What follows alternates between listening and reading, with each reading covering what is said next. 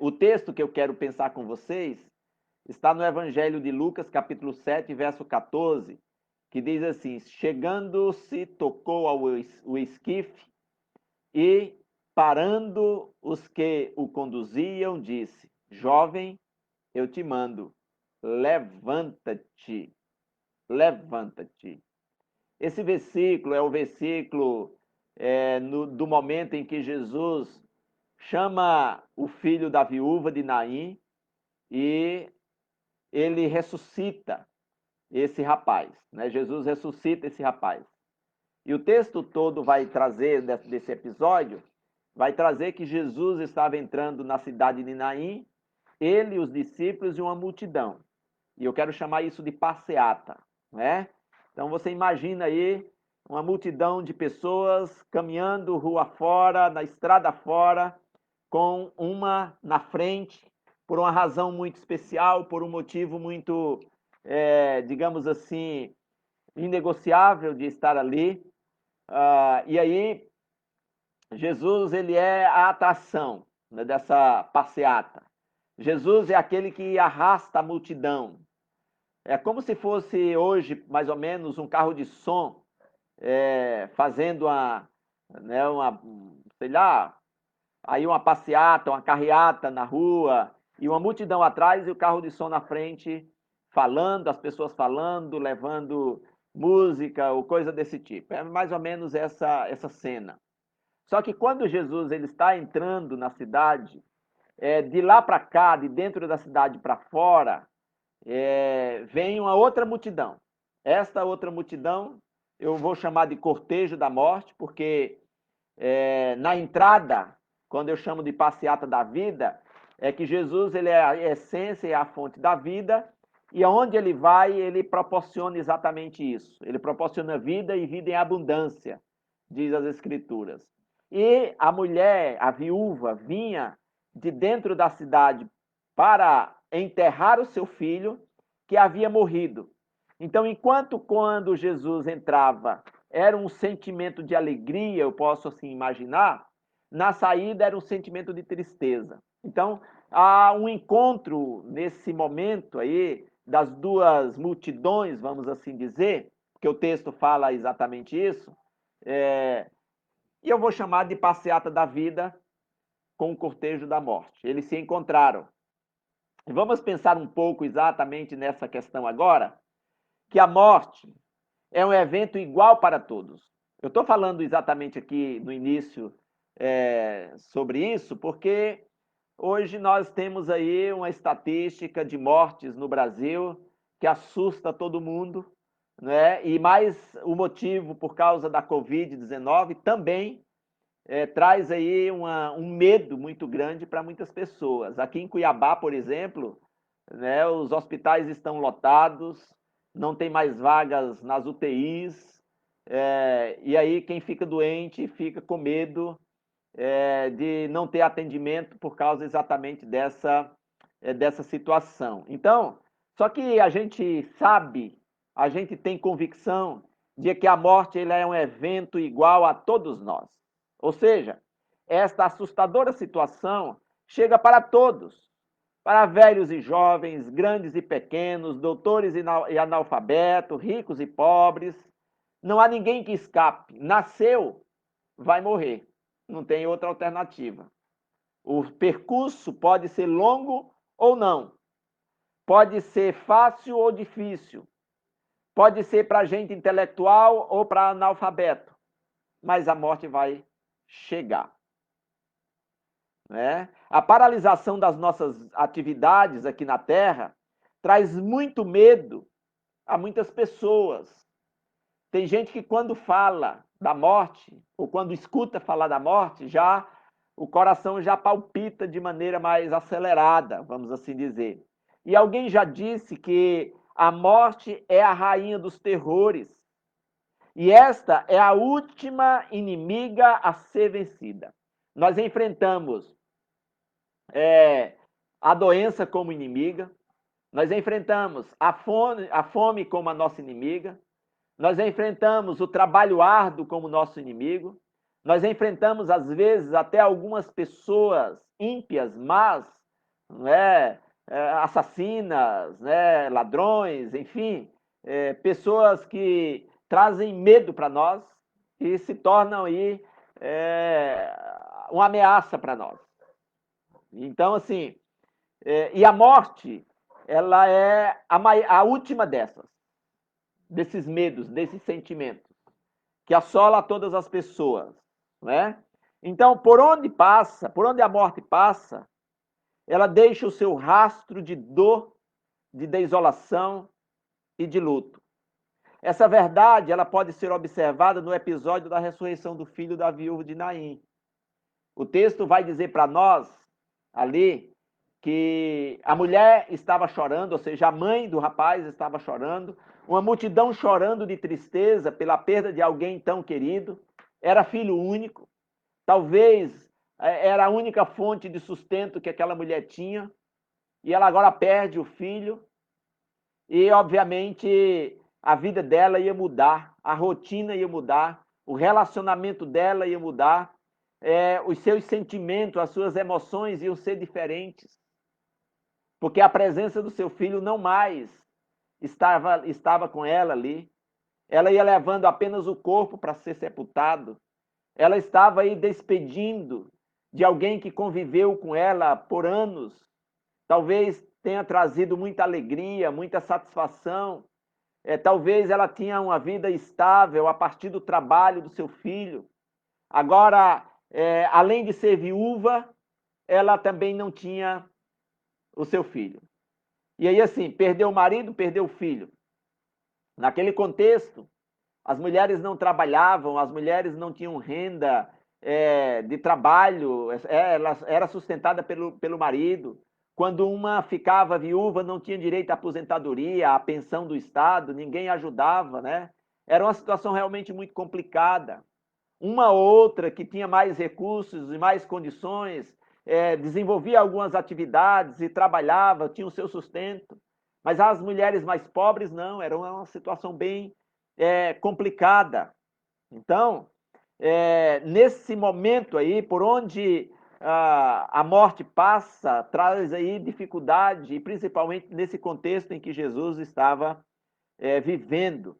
E essa verdade ela é observada no episódio da ressurreição do filho da viúva de Naim, porque, digamos assim, ela tinha perdido tudo, e a dor, o luto, a desolação, a tristeza, era uma realidade nos olhos e no rosto daquela mulher.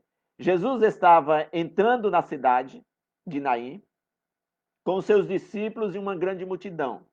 Aquela era a passeata da vida, ou seja, como eu disse no início, Jesus à frente, conduzindo toda a passeata, toda a multidão, atrás dele, provavelmente alguns falando, gritando, conversando, alegre e tudo mais, né? Porque estava tudo certo, tudo bem.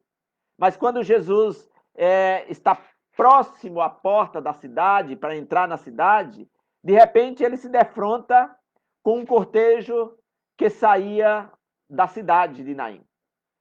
Este era o cortejo da morte, liderada por uma viúva que caminhava desolada, banhada pelas lágrimas, com profunda tristeza, para enterrar o seu único filho. É uma situação que muitos estão vivendo hoje. Hoje mesmo, como nós já dissemos aqui, nós fomos visitar uma irmã da nossa igreja que perdeu seu pai, e chorando muito aí, né? Chegando na casa do sogro dessa irmã da igreja, soubemos que um primo dele, do seu sogro, tinha falecido também hoje. Semana passada faleceu uma outra prima. Enfim, tem perdido alguns entes queridos aí, diante exatamente dessa situação. Então tem muita gente chorando, né? Tem muita gente enfrentando aí tristeza, e dor profunda da alma. Domingo passado, agora, dessa semana que iniciou, eu perdi o meu primo, um primo jovem, 43 anos de idade, né, com toda uma vida pela frente, também faleceu, não morava aqui em Cuiabá, mas era alguém que realmente era bem próximo de mim, era um primo quase irmão, né? Os pais dele eram irmãos dos meus pais, ou seja, duas irmãs casaram com dois irmãos e nós somos primos aí, quase irmãos.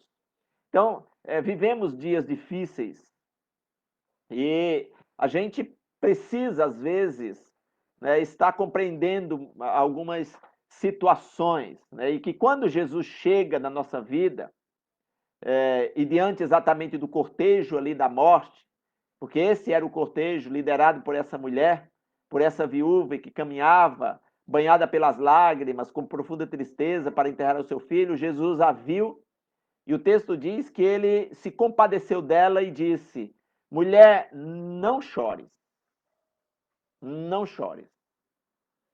Agora, essa frase de Jesus para esta mulher tinha uma ação após, que Jesus tinha convicção que iria mudar a realidade daquela mulher. Quando ele diz não chores, ele toma aí uma convicção, é tomado por uma convicção de ressuscitar o filho da viúva. Porque Jesus chega a se compadecer dela, Jesus, com todo o poder e autoridade dada pelo Pai para fazer exatamente isso, Jesus tem aí o poder para mudar a tristeza em alegria, angústia em paz, medo em segurança. E Jesus devolveu não apenas a vida do filho daquela viúva. Ele não devolveu apenas o filho para ela. Ele devolveu toda a esperança. Ele devolveu a alegria. Ele fez parar dos seus olhos as lágrimas que caíam dessa mulher. E Jesus traz aqui não apenas para aquela mulher a bênção da vida do seu filho, mas para a multidão que estava melancólica, ali triste, talvez alguns chorando também. Jesus coloca um ponto final na tristeza, no lamento e na desolação. Este é o Jesus que, quando chega, ele traz vida e vida em abundância. E ele diz para a mulher: não chores. E vemos aqui, queridos, o coral da morte e o solo da ressurreição. Nós vemos aqui, nesse encontro de Jesus com essa mulher, diante do lamento que a multidão estava tendo, em choro, pela perda de alguém tão querido, Jesus sozinho apresenta uma solução, trazendo ressurreição para a vida daquele jovem. É que Jesus não apenas dá a ordem, mas também ele manda parar o enterro e ressuscita o jovem. Ou seja, Jesus não apenas diz, não chore. E quando Jesus diz, mulher, não chores, e aí por isso eu estava dizendo que ele tinha a intenção e a determinação de ressuscitar o filho da viúva, que ele não apenas diz, mulher, não chore, vá embora, leve seu filho para ser sepultado. Não. Jesus, ele, além de dizer que a mulher não devia chorar, ele para as pessoas que estão ali levando, né, o morto, ele para as pessoas, para a multidão, e ressuscita o jovem, devolve esse jovem vivo para a mãe. É que Jesus, como fonte de vida, e quando ele, sendo essa fonte de vida, chega diante da morte, ele determina a ressurreição. Jesus, quando chega, né, diante de alguém que está precisando de vida eterna, de salvação, ele é aquele que propõe vida e vida em abundância. Enquanto as Escrituras dizem que o diabo veio para matar, para roubar e para destruir, a Bíblia diz que Jesus veio para dar vida e vida em abundância. Ele chega para Maria, na morte de Lázaro, ele diz, eu sou a ressurreição e a vida. Quem crê em mim, ainda que morra, viverá. Então, Jesus, onde ele chega e propõe transformação e mudança, ele traz exatamente alento, alegria e vida plena. Então, Talvez você esteja engrossando aí as fileiras do cortejo da morte. Talvez você esteja aí abatido, desolado, chorando, né, melancólico por causa da situação de alguém doente, enfermo, na UTI, ou até mesmo alguém que acabou de partir, né, da sua vida. Você esteja engrossando essa fileira de tristeza, de lamento e de dor e de saudade. Não é errado. Às vezes não, sempre é necessário administrar o luto, chorar, porque isso faz parte da nossa vida, da composição da nossa estrutura, e isso é suficiente, o choro é importante para a nossa superação. A sua dor pode ser cruel, suas lágrimas de repente são abundantes. Seu futuro talvez seja incerto. E eu quero lembrar aqui do momento em que o pai da nossa irmã Meire faleceu, quando a mãe dela soube que o pai dela tinha falecido, eu estava conversando com ela por telefone. E essa irmã disse assim: o que será de mim agora sem ele? Alguém que eu tanto amava. E eu não tive outra resposta a não ser dizer eu não sei. Apenas eu disse que Deus era o Deus de toda consolação e que poderia trazer consolo e fazer com que essa irmã pudesse administrar a sua dor e o seu luto. Então, às vezes a gente chega a esse momento de não saber como será o nosso futuro. Mas aquele que tem o poder de estancar as lágrimas, que é a pessoa de Jesus, ele está aqui trazendo uma proposta, uma promessa de alento. A Bíblia diz que um dia todas as nossas lágrimas serão enxugadas por Jesus. Um dia nós teremos a plenitude da alegria em nosso coração. Há uma promessa de Jesus de que na eternidade nós teremos alegria plena. E ainda que choremos nesse momento, nesses dias, e temos motivos para chorar realmente, temos razões para chorar, a palavra do Senhor nessa noite é que a gente possa ser consolado por essa voz suave de Jesus dizendo: não chores, porque eu sou a ressurreição e a vida. Aqueles que morreram em Cristo Jesus têm aí a promessa de que um dia ressuscitarão.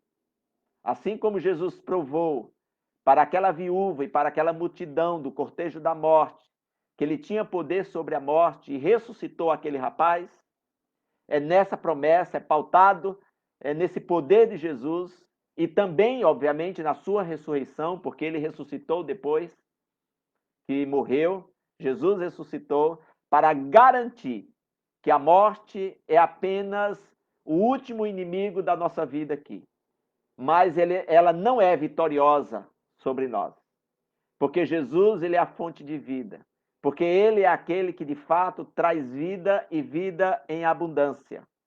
Ele é o consolador das nossas almas. Ele é aquele que preenche o vazio que ficou pela perda do nosso ente querido. Ele é aquele que traz paz em meio à angústia. Ele é aquele que traz segurança em meio ao medo. Ele é aquele que toma esse lugar de insegurança, de incerteza, de um horizonte turvo, cinzento, em plenitude de convicção, de paz, de esperança e de alegria. Ele tem o poder para reverter as circunstâncias amargas de sua vida e trazer um tempo de refrigério para a sua alma. Eu sei, queridos irmãos, que não é fácil. Eu compreendo o quanto é doloroso perder alguém tão querido e tão próximo de nós. Eu sei porque eu já perdi algumas pessoas bem próximas de mim, amadas, tão queridas. Eu já vivi experiências difíceis em perder avós, em perder tios, em perder primos, em perder meu pai. Minha mãe ainda está com vida. Tive também a dolorosa experiência de perder um filho, que é bem mais difícil ainda. Mas em todas essas experiências vivenciadas, eu tenho a experiência também de ser consolado pelo Espírito Santo, pelo Deus de toda consolação, pelo Espírito de Jesus, que transforma a tristeza em alegria, que transforma aí o coro ou o solo da morte em coral de alegria, e que a gente pode desfrutar da esperança que há em Cristo Jesus. O apóstolo Paulo, quando escreve a sua carta aos Tessalonicenses, ele traz essa carta, escreve essa carta num contexto de muita dificuldade em que a igreja estava passando, de fome, de perseguição, de proibição do evangelho, e aqueles cristãos eram pessoas que se apoiavam uns nos outros, se alimentando da fé, da esperança e do amor. E o apóstolo Paulo, ele exorta os crentes de Tessalônica a serem revestidos da couraça da fé, do capacete da esperança e também dessa vestimenta do amor uns para com os outros. Capítulo 5 da sua primeira carta aos Tessalonicenses, versículo 8 e 9. E aí ele vai dizer a razão pela qual nós precisamos estar revestidos dessa fé, dessa esperança e do amor. Porque temos em Cristo Jesus a garantia de vida e vida em abundância. Eu quero deixar essa palavra com você e que quando o encontro da passeata da alegria se encontra com o cortejo da morte, o que vence é a vida. O que vence é a vida e não a morte. Porque Jesus, ao encontrar com aquela viúva que ia levando o corpo do seu filho para ser sepultado porque havia falecido, Jesus devolve a vida para ele, ou seja, a morte não teve autoridade sobre a pessoa de Jesus. É nessa perspectiva que eu quero que você viva na dinâmica da fé em Cristo, tá bom? E que Deus assim venha fortalecer você.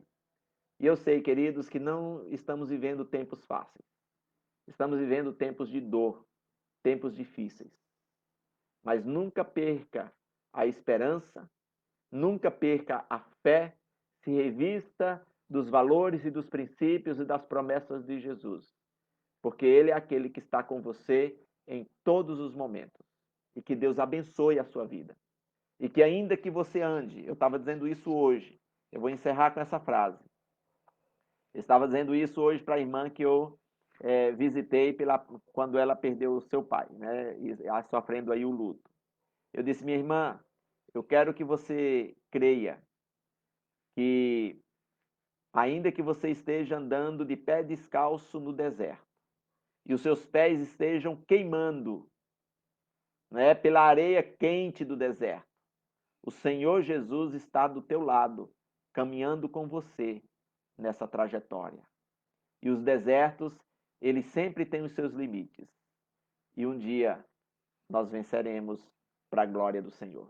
E que Deus te abençoe e que Deus te dê uma noite de paz, de um sono reparador, e que se porventura existe sofrimento e dificuldade nesse momento, apresenta diante de Deus, descansa no Senhor, confia nele, deleita-te no Senhor, e assim o Senhor há de te fortalecer e te dar vitória diante das lutas e das batalhas. Que Deus te abençoe em nome de Jesus. Amém.